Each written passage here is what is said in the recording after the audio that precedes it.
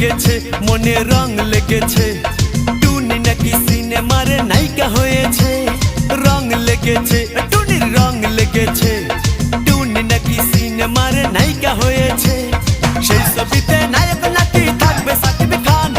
ছবিটার নাম নাকি তুমি আমার জান টুনির জ্বালায় এবার আমার যাবে রে প্রাণ রং লেগেছে মনে রং লেগেছে টুনি নাকি সিনেমার নায়িকা হয়েছে